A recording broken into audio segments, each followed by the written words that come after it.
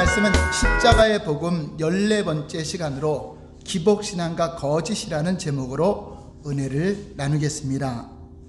하나님은 질서의 하나님이십니다. 그러나 하나님을 떠나게 되면 어둠이 지배하므로 혼돈과 공허와 무질서한 그러한 세계가 되는 것입니다.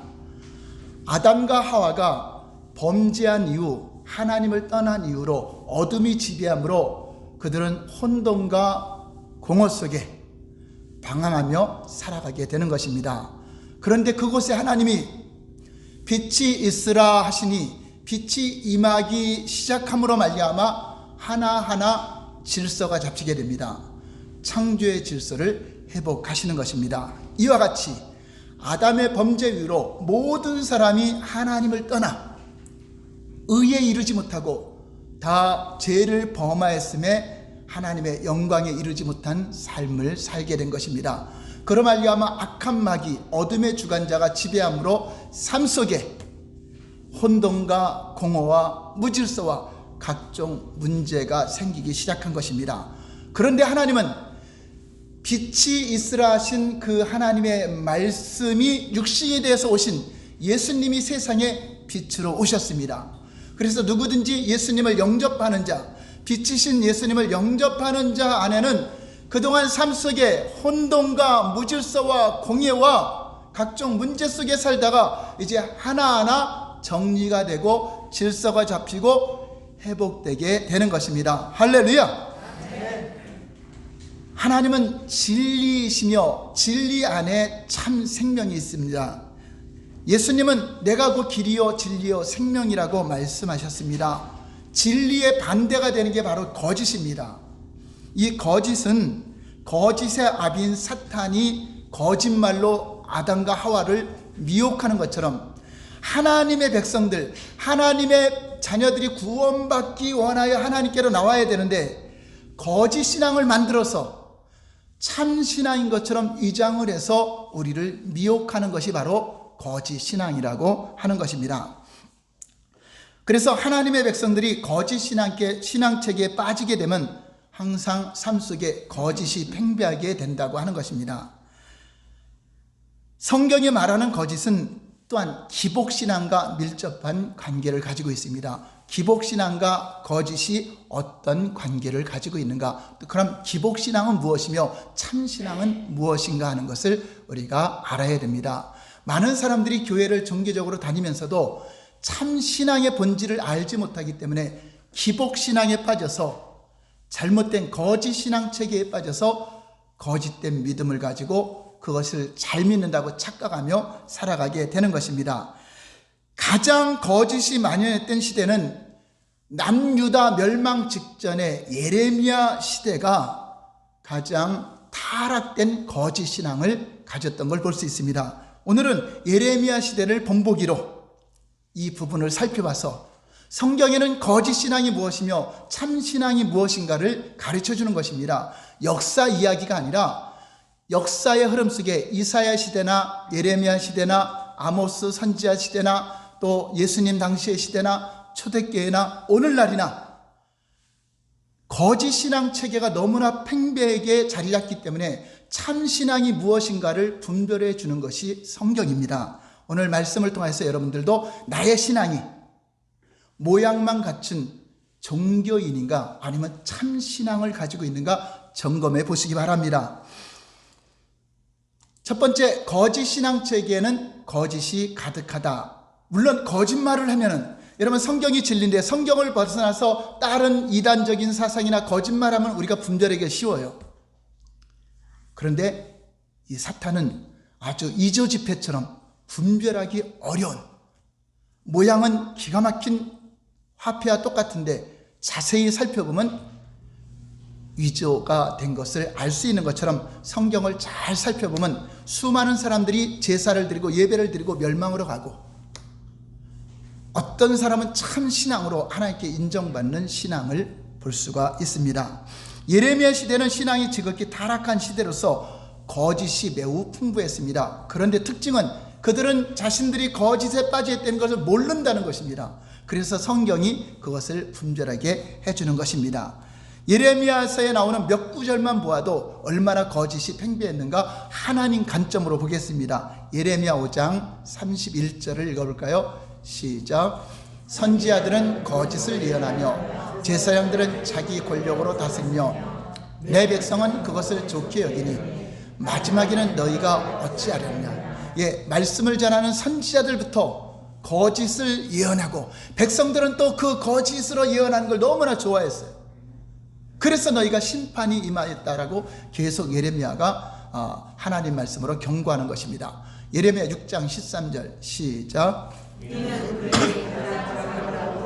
큰 자까지 다 탐욕을 부리며 선지자로부터 제사장까지 다 거짓을 행하니라. 예레미야 8장 8절 볼까요? 시작. 너희가 어찌 우리는 지혜가 있고 우리에게는 여호와의 율법이 있다 말하겠느냐. 참으로 서기관의 거짓의 붓이 거짓되게 하였나니. 예, 선지자, 제사장 또 서기관들까지 다 거짓에 치우쳤던 걸 볼 수 있습니다. 어느 시대건 하나님의 백성들이 오늘날에도 타락하면 전파되는 하나님의 말씀에서도 목사의 설교에서도 진리가 사라지고 거짓이 들어온다고 하는 것입니다. 그리고 하나님의 백성들은 그것을 받아들임으로써 삶 속에서 거짓된 삶을 살면서도 자기는 종교 중 하나를 선택해요 믿음을 가졌기 때문에 구원받았다라고 착각하고 살 수 있다고 하는 것입니다. 두 번째는 거짓의 의미가 무엇인가 하는 것입니다. 우리가 거짓말하니까 제사장이나 선지자가 말씀을 떠나서 다른 것을 전하고 있구나 이렇게 생각할 수 있습니다. 그렇지 않습니다. 거짓은 반드시 교리가 잘못된 것을 말하는 것이 아닙니다. 그러니까 무엇이 거짓인가 이것을 잘 보아야 되겠죠. 올바른 성경을 전하고 성경 공부를 가리키고 교리를 올바르게 전했다 할지라도 하나님 관점에서 보면 거짓이 있다고 하는 것입니다. 전파되는 하나님의 말씀에서 거짓을 이해함에 있어서 중요한 부분은 그것이 반드시 교리적으로 잘못된 것이 아니라는 것입니다. 만약 그것이 선포하는 설교하는 목사가 교리적으로 잘못된 걸 전한다면 오히려 분별하기가 쉬울 것입니다. 교리적으로는 전적으로 옳으면서도 하나님의 평가에서 볼 때 거짓이 될 수 있다는 것입니다. 그럼 왜 거짓이 되었는가? 예레미야 6장 13절에서 14절입니다. 시작. 작은 자로부터 큰 자까지 다 탐욕을 부리며 선지자로부터 제사장까지 다 거짓을 행하니라. 그들이 내 백성의 상처를 가볍게 여기면서 말하기를 평강하다 평강하다 하나 평강이 없도다. 그들이 설교할 때 백성들이 지금 하나님의 진노로 인하여 억압과 평강이 없이, 즉 성전에는 나왔지만 제사는 드리고 있지만 그들의 삶이 신앙의 본질에서 떠난 것입니다. 하나님에게서 떠나간 삶을 살면서 하나님께로 온 것입니다. 그러니까 삶 속에 진짜 하나님이 주시는 평안이 있어야 되는데 하나님의 주시는 평강과 하나님의 주시는 능력과 권능으로 살아가면 어떤 형편과 상황 속에서도 마음의 기쁨과 감사함으로 감격함으로 하나님께 나오는데, 그것이 없이 왔는데도 너희가 성전에 왔기 때문에 제사를 드리기 때문에 너희들은 평안하다 평안하다, 하나님의 진노가 임하지 않을 것이라고 이렇게 설교를 한 겁니다. 근데 하나님이 볼 때는 실제 평강이 있어요 없어요? 없는 상태인데 그것을 분별하지 못했다고 하는 것입니다. 여기서 말하는 평강은 단순히 여러분 삶이 잘 되고 형통해서 평강이 아니라 하나님의 주권적인 통치가 여러분 다스릴 때 진정한 평화가 옵니다. 진정한 기쁨이 옵니다. 하나님의 주시는 놀라운 능력과 평강이 진짜 주어지는데 이것이 없는 상태를 말하는 것입니다. 그런데 여기서 매우 심각한 사실은 그 당시 선지자들과 제사장들이 나름대로 성경적 근거를 가지고 교리적으로는 옳게 증거하면서 평강을 외쳤다는 것입니다. 이들은 무엇을 근거로 해서 평강을 외쳤는가? 여러분들 잘 성경적 관점을 보면은 그들의 말이 옳은 것처럼 보입니다. 우선 그들은 하나님이 다윗의 왕조와 그 가문과 그 통치하는 나라에 평강을 주시겠다고 약속을 했습니다. 열왕기상 2장 33절 볼까요? 시작. 그들의 피는 영영이 요압의 머리와 그의 자손의 머리로 돌아갈지라도 다윗과 그의 자손과 그의 집과 그의 왕위에는 여호와께로 말미암은 평강이 영원히 있으리라. 분명히 이 말씀을 구조로 해서 다윗의 왕가가 통치하는 이스라엘 백성들에게는 평강이 있다는 것을 증거했어요. 누가 봐도 거짓말이 아닌 것 같죠? 아닌 것 같죠? 그 당시에는 다윗의 왕가 혈통을 통해서 다스리고 있었기 때문입니다. 그리고 또 이들은 또 어떤 근거를 가지고 평강을 외쳤냐면, 우리 남유다에는 예루살렘 성전이 있다. 그 성전 안에는 하나님의 영광이 있고 하나님의 마음과 눈이 있기 때문에 이 성전이 있는 우리나라에는 우리 백성들에게 하나님은 평강을 약속했느니라고 그 성전 의식을 가지고 평강을 외쳤던 것입니다. 그 당시에 예루살렘 성전에는 그들이 국가적으로 안식일을 지키고 매 절기를 지키면서 성대한 제사가 그 당시에도 드려지고 있었습니다. 여러분, 이사야 시대나 예레미야 시대에 보면 무수한 제물, 각종 성의 절기를 잘 지켰다라고 성경은 말하고 있습니다. 그럼에도 하나님은 보면 그건 거짓 신앙이다, 타락한 신앙이다, 하나님을 떠난 신앙이다라고 말하고 있습니다. 지금 예레미야가 선포하고 있는 말씀은 성전에 예배 들으러 오는 자들에게 선포하는 겁니다. 세상 사람들에게 하는 것이 아니라, 오늘날로 말하면 교회 안에 있는 사람들에게 너희는 다 나를 떠났도다. 교회에 나오는 것이 하나님께 돌아오는 것이 아니라 진정한 마음으로 실존하시는 그 하나님 앞에 돌아오는 것인데, 이들은 성전의 뜰에 오기만 하고 또 제물을 드리면 그것이 하나님께 왔다고 생각을 했던 것입니다. 그 당시 종교 지도자들은 성경에 나오는 하나님의 말씀에 기초하여 평강을 외쳤고, 백성들은 할렐루야 아멘 하면서 그 말씀을 받아들였습니다. 그렇기 때문에 그들은 이스라엘이 지금 하나님 관점에서 볼 때는 하나님을 떠난 믿음, 거짓 신앙으로 물들어 있는데, 그래서 하나님은 심판이 왔다고 경고하면서 벌써 바벨론에서 전쟁이 나서 많은 사람들을 포로로 1차 포로를 잡혀가 있는 상황에서도, 아니야, 하나님은 성전이 아직도 있어, 아직 성전이 회파되지 않았기 때문에 저들을 다시 오게 할 것이야, 우리는 재앙을 맞지 않을 것이다, 이렇게 믿고 선포를 한 것입니다. 이렇게 하나님의 심판이 코앞에 와 있는데도 그들은 자신들의 신앙이 옳다라고 착각하며 거짓 신앙에 빠졌던 것입니다.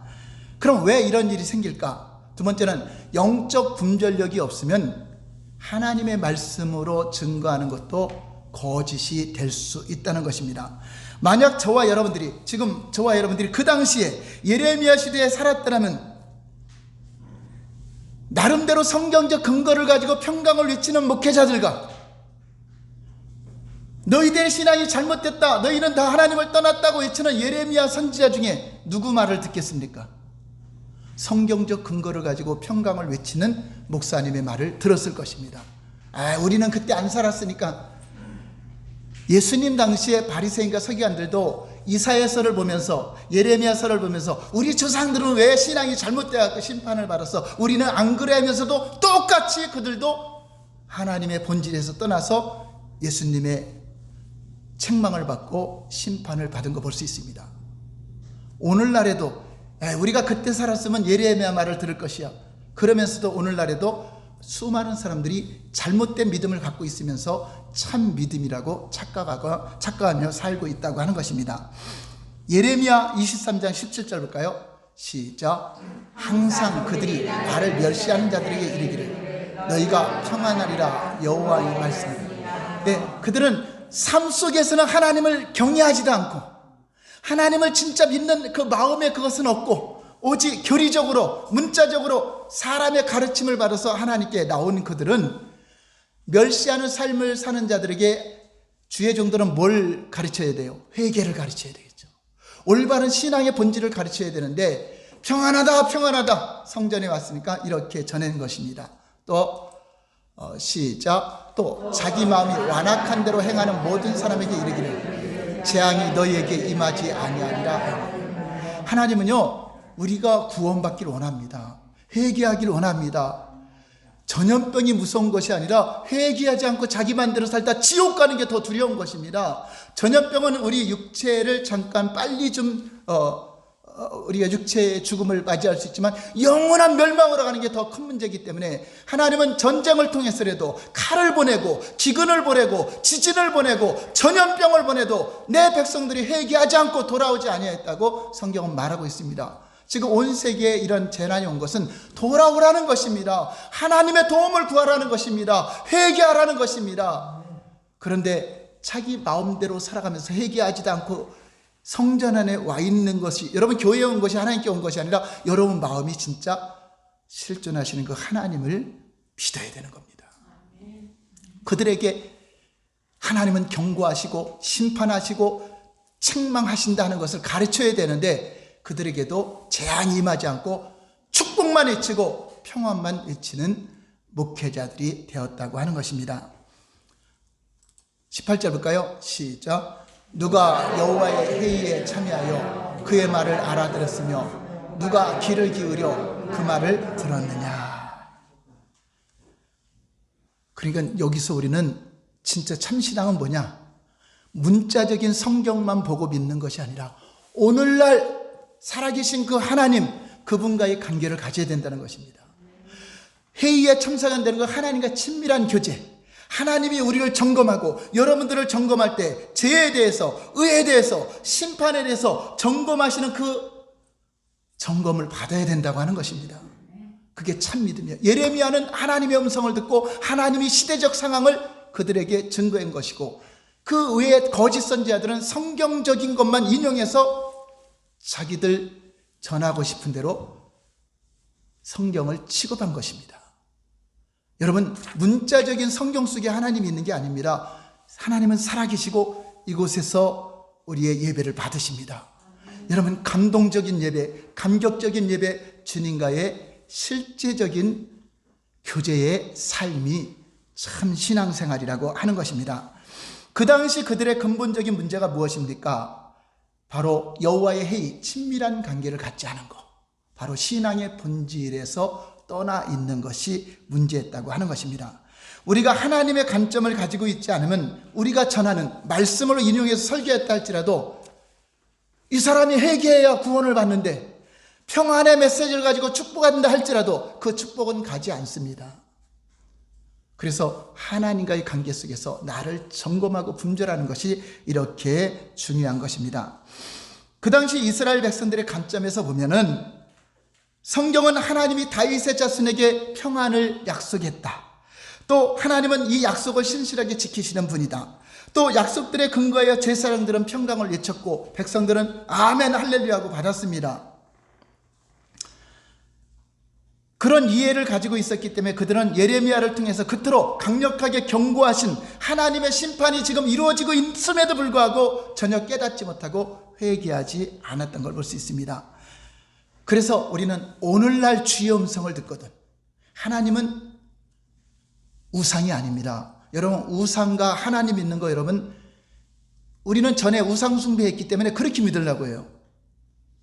절에 가서 또 어떤 무속신앙이나 이런 우상 숭배하던 그 마음으로 하나님도 그렇게 믿는다고 생각해요. 전혀 아닙니다. 하나님은 살아계신 분이요, 우상은 살아있는 것이 아닙니다.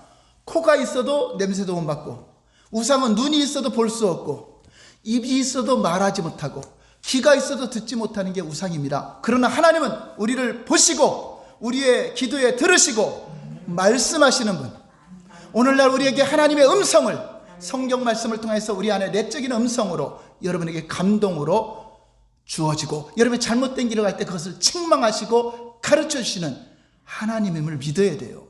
만약에 여러분들이 문자적인 하나님만 믿는다면 우상 숭배하는 겁니다. 오늘날에는 하나님 말씀하지 않는다. 어떤 신학자들은 그렇게 가르치는 분들도 있어요. 이미 다 성경이 기록되기 때문에 말씀하지 않는다. 그것은 하나님을 벙어리로 만드는 것이고 하나님을 소경으로 만드는 것이고 하나님을 우상 숭배하는 것입니다. 바로 이스라엘 백성들이 이렇게 문자적인 하나님만 가르침으로, 사람의 가르침으로 예배를 드렸지 실존하시는 하나님과의 관계 속에서 그분을 섬기지 않았다는 것입니다. 이처럼 영적 분별력이 중요하고 이 무서운 것입니다. 우리가 하나님의 관점을 이해하면 그 당시 선지자들과 제사장들이 성경을 인용했지만 왜 거짓이었는가를 알 수 있습니다. 먼저 하나님께서 다윗과 다윗의 자손에게 영원한 평강과 영원한 나라를 약속하신 것은 사실이지만 그것은 다윗을 통해서 앞으로 오실 메시아에 대한 예언입니다. 메시아, 기름 부은 자 예수 그리스도께서 오셔서 온 세상에 샬롬, 평강을 주실 것이고 구원의 은총을 주실 것을 구약은 예언한 것입니다. 그리고 하나님과 약속된 것은 그 약속 안에 들어왔을 때 이루어지는 것입니다. 이스라엘 백성들이 신앙의 본질에서 떠나 있기 때문에 이 약속은 전혀 성취가 안 된다. 여러분들도 하나님의 언약 안에 우리 주님과 임재 가운데 살아갈 때 여러분 안에 진짜 평강이 임하고 생명의 역사가 나타나고 능력의 역사가 나타나는 것이지, 하나님의 본질은 떠나서 종교적으로 아무리 열심으로 희생하고 헌신해도 여러분 삶에도 진정한 기쁨과 평강은 없을 것입니다. 그게 바로 하나님을 떠난 증거라고 하는 것입니다. 그러므로 하나님이 다윗에게 약속한 그 약속은 저와 여러분들이 그 약속 안에 들어왔을 때, 신앙의 본질 안에 들어왔을 때 하나님의 생명이 함께 역사하시고 임재가 나타나는 것입니다. 또한 예루살렘 성전의 경우도 마찬가지입니다. 성전에 항상 하나님의 마음이 있고 하나님의 눈이 있다고 했습니다. 그래서 성전을 통해서 평화가 외쳐지고 모든 기도가 응답받을 걸 약속했지만 성전에는요, 하나님의 임재가 있을 때 성전의 기능이 되는 것입니다. 신앙의 본질 안에서 참 하나님과 교제하는 자가 성전 안에 들어왔을 때 임재의 예배가 드려지고 모세처럼 하나님과 대면하여 대화도 하고 이스라엘 백성들 가운데 영광이 나타나지만, 이스라엘 백성들이 하나님을 떠난 신앙생활을 살게 되면 하나님의 임재가 없기 때문에 그것은 성전이 아닌 것입니다. 건물에 불과하다고 하는 것입니다. 실제로 이스라엘 백성들이 하나님을 떠나자 하나님은 성전에서 그 영광이 떠나가는 장면을 에스겔 선지자가 정확하게 기록하고 있습니다.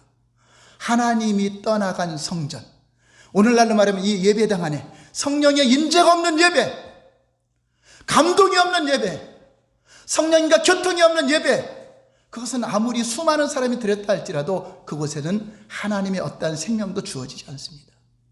여러분들이 하나님의 실존하시는 그 믿음 안에 있을 때 하나님의 임재, 하나님의 생명, 능력이 나타난다고 하는 것입니다. 우리 예레미야 23장 21절 22절 볼까요? 시작. 내가 보내지 아니하였어도 다름질하며 내가 그들에게 이르지 아니하였어도 예언하였음즉 그들이 만일 나의 회의에 참여하였더라면 내 백성에서 내 말을 들려서 그들을 악한 길과 악한 행위에서 돌이키게 하였으리라. 하나님과 교통하고 하나님의 임재 가운데 지도자들이 살았으면 어떤 것이 참 신앙인가, 어떤 것이 거짓 신앙인가 분별해서 그 믿음 안에 들어오도록 회개하도록, 여기가 악한 행위라니까 여러분 죄짓고 잘못된 것이 아니라 자기 마음대로 살아가는 것이 악한 길입니다. 즉 하나님 없이 살아가는 삶, 교회는 다니는데 하나님 없이 자기 길로 가는 거, 이게 악이라고 하는 것입니다. 각기 제 길로 간 악. 우리는 하나님 안에서 하나님의 인도를 받는 게 참신앙입니다. 그래서 각기 제 길로 간 그 죄를 예수님이 담당하셨습니다. 이제 하나님께 돌아온 우리는 하나님이 원하는 길로 걸어가는 것입니다. 그들은 영적 분별력이 없었기 때문에 기록된 말씀을 인용하여 거짓을 예언하고 선포하여 백성들을 각기 제 길로 가는 걸 방치한 겁니다. 돌이키지 않은 겁니다. 신앙의 본질로 돌아오도록 설교를 제대로 하지 못했기 때문에 그 설교가 거짓된, 축복만 하고 평안만 외치고 하는 거짓된 예배가 된 것입니다. 얼마나 두려운 일입니까? 이처럼 영적 분별력이 없으면 우리가 전하는 설교도 거짓말이 될 수 있다고 하는 것입니다. 저는 세상에만 거짓이 있는 줄 알았더니 교회 안에도, 하나님 믿는 사람들 가운데도 이스라엘 백성들은 11조 드리고 저주받고 제사 드리고 멸망하고 했던 것입니다. 왜냐? 참신앙을 몰라서. 성경이 그거를 조명하는 것입니다. 여러분, 성경을 통해서 어떤 축복받을 말씀만 보지 말고 어떤 것이 가짜 신앙이고 어떤 것이 참신앙인가를 분별해 주는 것입니다. 여러분, 지금 주일날 설교하는 것은 십자가의 복음을 계속 가르치는 것입니다. 지금 성경 공부하는 것입니다. 저는 이 십자가의 복음을 통해서 진짜 참신앙과 거짓신앙, 저도 거짓신앙에 물들어 있는데 그것이 거짓인지 몰라고 그렇게 돛 닦듯이 신앙생활 했던 적이 있습니다. 그런데 이걸 깨닫고 나니까 참 신앙이 무엇이며, 하나님이 주시는 기쁨이 무엇이며, 하나님이 주시는 평강이 무엇이며, 하나님이 주시는 은혜가 무엇인가를 깨닫고 나자, 야, 이렇게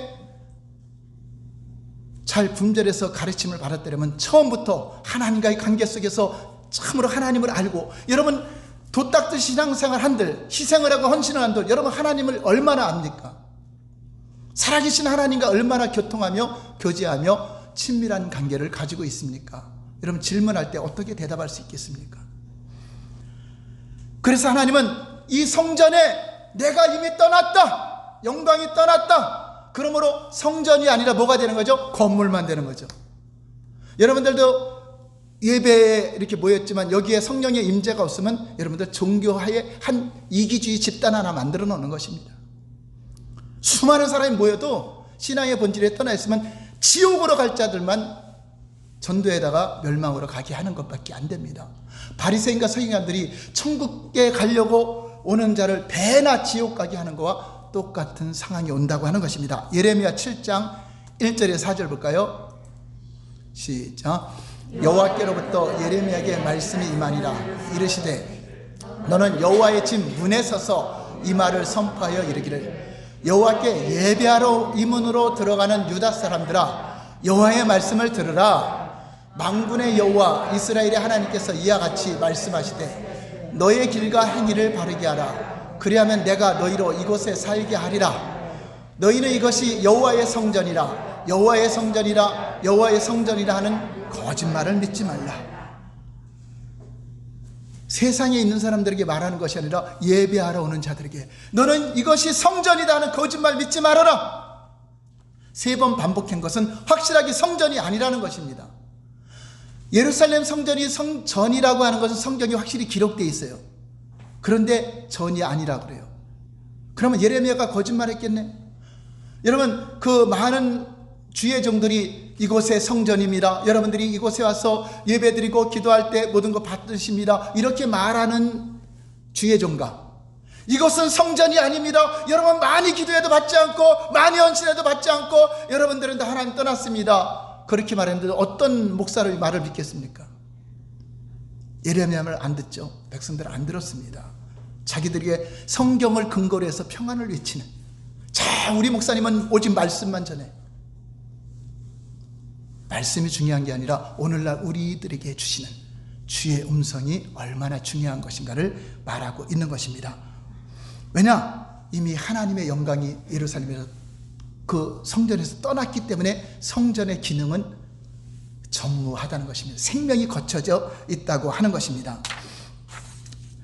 하나님께서 말씀하신 이 거짓의 심각성은 그것이 전혀 어떤 하나님의 생명이나 능력이 나타나지 않는다는 것입니다. 여러분 하나님 말씀은 진짜 능력이 있습니다.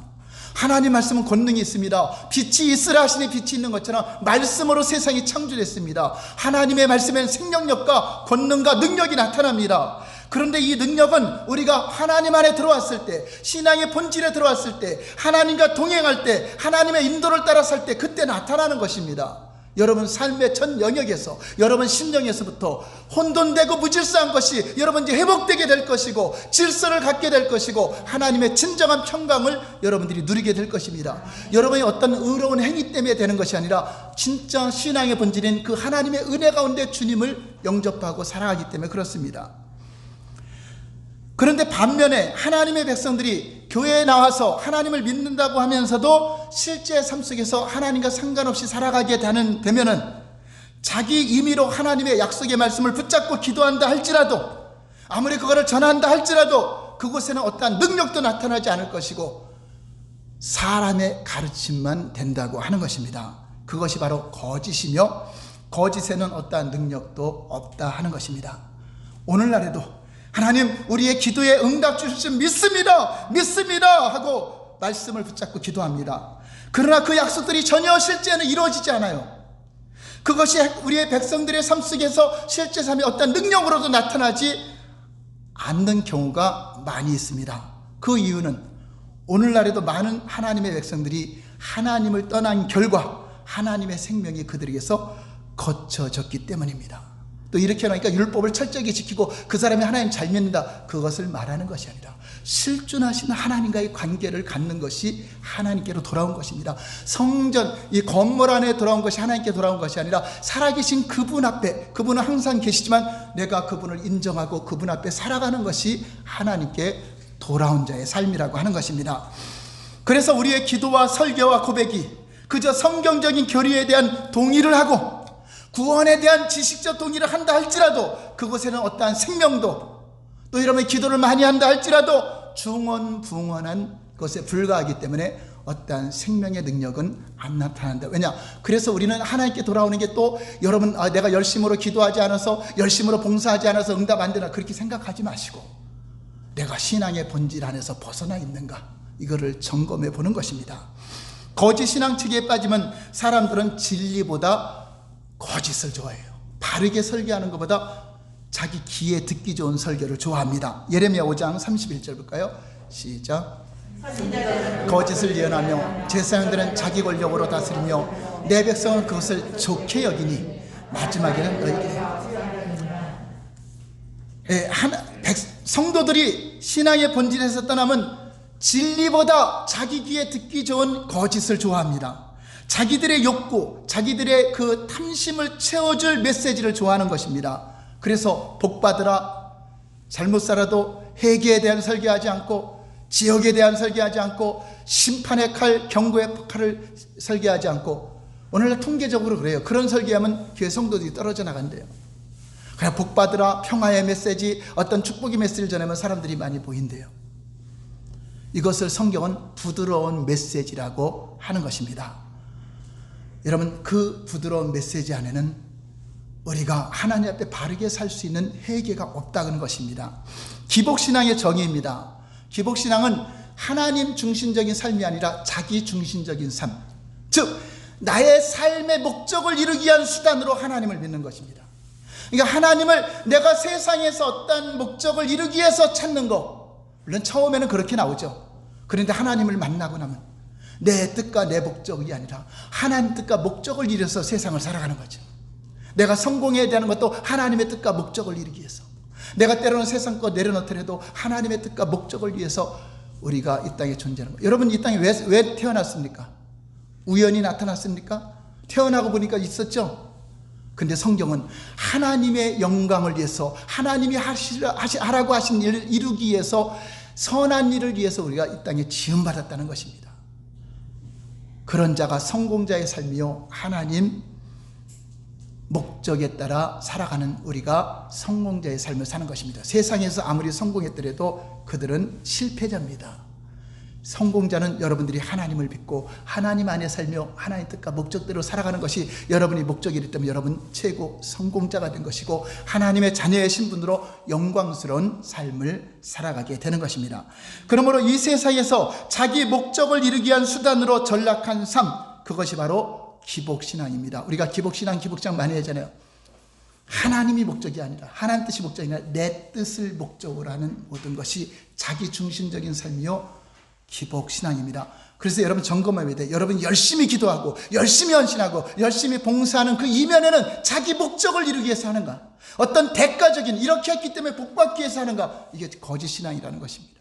우리는 하나님을 사랑하기 때문에 하나님께 감동이 되어서 어찌하면 주님의 뜻대로 살까, 하나님의 말씀대로 살까, 우리 안에서 성령의 감동이 되어서 그렇게 사는 것입니다. 그래도 그것은 하나님의 은혜입니다.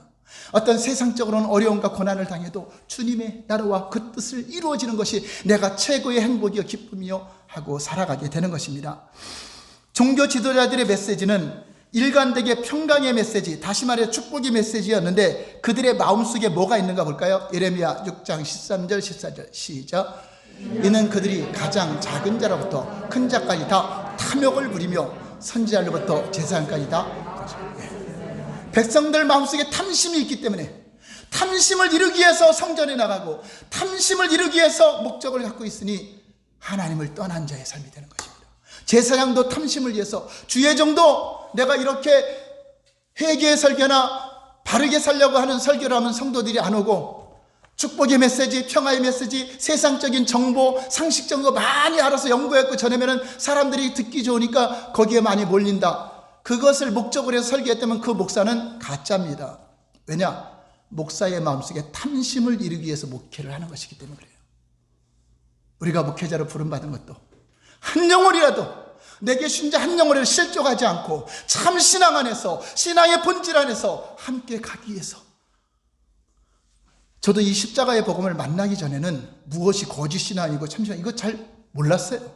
그냥 교회 가서 열심히 기도하고 열심히 나오면 그게 신앙의 존재를 알았어요. 삶 속에는 전혀 하나님과 상관없는 삶 살 때가 너무나 많죠. 자, 그런데 십자가의 복음이 저를 새롭게 했습니다.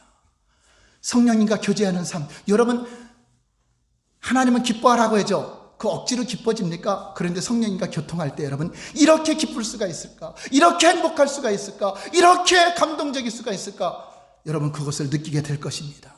실제로 하나님이 여러분 속에서 그 마음을 주시고 가는 곳마다 어떤 형편과 상관없이 마음에 감동을 주고 기쁨이 충만하고 은혜가 충만하고 어찌하면 주를 위해 살까? 어찌하면 주를 위해 살까? 내가 아무리 헌신하고 희생해도 그것이 내 자랑이 아니라 하나님의 은혜입니다라고 선포하게 된다고 하는 것입니다. 그러므로 저와 여러분들이 어떤 기복적인 설교를 듣기 원한다면 여러분 마음속에 탐심이 있는 것입니다. 탐심이 있기 때문에 그냥 탐심을 갖고 기도하면은 사람들이 뭐라고 하니까 말씀을 근거로 해서 나는 믿음을 가졌다라고 생각하기 위해서 말씀을 인용하는 것입니다. 좋은 구절을 인용하는 것입니다. 여기 만약에 하나님은 하나님을 사랑하는 것이 신앙의 본질 첫 번째죠. 마음을 다하고 뜻을 다하고 목숨을 다한다는 건 나의 전존재로 하나님을 사랑하는 것입니다.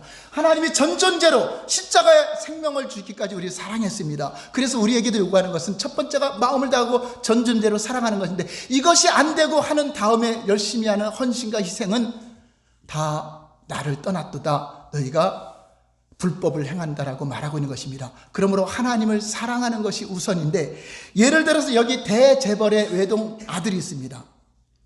그런데 한 여자가 그 남자를 절주절 따라다녀요. 어쨌든지 그 남자하고 결혼하려고 합니다. 그래서 그 남자가 뭘 좋아할까 조사도 합니다. 그래서 모든 좋아하는 거 선물을 줍니다. 또 어떤 때는 자기 재산을 다 팔아갖고 집도 다 병 빼갖고 남자에게 선물을 해서 결혼을 합니다. 근데 결혼하는 목적이 그 부잣집에 그 재산과 그 명예를 얻기 위해서 이렇게 자기가 희생하고 그를 섬기고 따라다녔습니다. 그럼 그 여자가 그 남자를 사랑한 것이요, 부를 사랑한 것이요. 부를 사랑한 거죠. 바로 그것이 기복신앙이다. 여러분들이 열심히 하는 그 내면에 어떤 복받기 위해서, 어떤 것을 얻기 위해서 남들보다 더 많이 기도하고 더 많이 열정으로 하고 있다면 그 이면에 진짜 하나님을 사랑해서 하고 있는가? 아니면 여러분들이 어떤 목적을 이루기 위해서 하고 있는가? 그거를 점검해 보아야 됩니다. 대부분 기복신앙에 많이 불들어 있어요. 그런데도 왜 잘못된 신앙인 걸 모르느냐? 지금까지 주의 종들의 설교가 바로 그것이 복받는 비결이라고 가르쳤기 때문에 그래요. 복은요, 하나님 안에 들었으면 하나님이 주시는 거 누리는 것입니다. 그것이 목적이 되면 안 된다고 하는 것입니다. 이제 정리하겠습니다. 오늘날의 우리의 영적 상태, 너무나 심각하게도 오늘날의 영적 상태가 예레미야 시대하고 거의 비슷합니다. 하나님의 백성들이 신앙의 본질에 떠나 있기 때문에 그들 가운데, 오늘날의 교회를 다니는 성도들 가운데도, 목회자들 가운데도 온갖 참 평안은 없고 하나님의 생명과 능력은 없고 억압이 되어 있고, 심지어 목회자들 가정도 파괴되고 중직자들 가정도 파괴되고 성도들의 가정도 이런 죄로 얼루치고 억압과 상처가 얼마나 많습니까? 교회의 성도들 삶 속에 죄로 인한 상처와 억압이 가득한데 그들에게 회개를 선포하고 신앙의 본질을 가르쳐줘야 되는데, 복받으라 복받으라 평강이 있다 평강이 있다 외친들 무슨 의미가 있겠습니까? 그렇게 부드러운 메시지를 전하는 가장 주된 이유가 바로 교회의 성장을 위해서 그렇게 한다고 합니다. 즉 목회자나 성도들 안에 탐심이 자리 잡기 때문에 그렇게 한다고 하는 것입니다. 그들은 자기 목적을, 세상에서 이루어질 목적을 뒷받침해 줄 기본적인 성경적인 메시지를 원하고 있는 것입니다. 그리고 또 저는 복이 아닌데요, 복은 없어도 됩니다. 복복 아니라도 내 자아를 실현하려고 어떤 도움이 되는 메시지, 세상적인 상식이나 정보를 원하고 있다면 그 역시 중심에 탐심을 이루기 위한 신앙생활을 하는 것입니다. 예수님이 뭐라 그랬죠? 이제 참으로 영과 진리로 예배하는 때가 오나니 이때라. 구약 시대에도 예레미야 시대에도 이사야 시대에도 예수님 시대에도 사람의 가르침으로 성경을 더 세분화했고 사람의 가르침 장로들의 유전이 들어가서 잘못 하나님을 경외한 것처럼 그러한 신앙이 아니라 성령과 참 진리만으로 예배하는 때가 온다. 바로 그것이 이때라. 근데 오늘날에는 어때요? 진리가 선포되는 것이 아니라 세상 정보가 선포되고 세상 정치가 선포되고 세상 것들이 다 들어와서 교회 안에를 어지럽히고 있습니다. 그리고 마치 그렇게 전하지 않으면 잘못된 교회처럼. 오직 교회는 진리를 전하는 것입니다. 진리의 말씀을 가지고 세상에 나가서 우리가 이 세상을 정치적으로 정복하는 것이 교회가 아닙니다. 그 심령을 정복하는 것입니다. 하나님께로 돌아와라. 하나님을 섬겨라. 그래서 여러분들이 진리가 선포되는 예배, 참 오늘날 저와 여러분들에게 하시는 주님의 음성이 선포되는 예배, 이러한 예배에 성령이 역사하시고 여러분 삶 속에 그러한 마음으로 살기를 결단했다면 여러분 속에 지금부터 기쁨이 충만할 것이고 걸어가도 또 어떤 삶 속에 들어가도 여러분 삶에 하나님의 능력이 나타난 것을 경험하게 될 것입니다. 오늘 그러므로 나의 신앙이 하나님의 목적을 위한 신앙인지 아니면 내 목적을 이루기 위해서 처음 올 때는 어쩔 수 없이 자기 목적을 이루기 위해서 교회에 와요. 모르니까. 그러나 하나님을 알면 알수록 이제 내 목적과 내 뜻은 주님께 내려놓고 살아도 주를 위해서 죽어도 주를 위해서 주님을 사랑하는 그 열정 때문에 예배를 드려도 감동적인 예배, 주님과 기도를 해도 주님과 영적인 교통을 통해서 하나님이 주시는 기쁨이 충만하고 은혜가 충만하고 생명이 충만한 저와 여러분 되시기를 예수님 이름으로 축원합니다. 할렐루야. 이 시간 기도할 때 하나님 참 신앙의 본질 안에서 내가 마음을 다하고 뜻을 다하고 성품을 하나님 사랑하기를 원합니다. 실존하신 성령님과 교제하기를 원합니다. 하나님을 떠난 자의 삶이 아니라 하나님 안에 살기를 원합니다. 하나님을 인정하는 삶이 되기를 원합니다. 문자적인 성경 또 종교적으로 이런 종교 생활이 하나님 믿는 것이 아니라 진짜 나는 하나님을 사랑하고 있는가, 진짜 하나님과 교통하고 있는가, 진짜 살아계신 하나님의 음성을 들으며 살아가고 있는가. 하나님 이제 도와주시옵소서. 나와 함께 하시고 나의 기도에 응답하시고 주님의 음성을 듣기를 원합니다. 주여 삼창하고 통성으로 기도하겠습니다.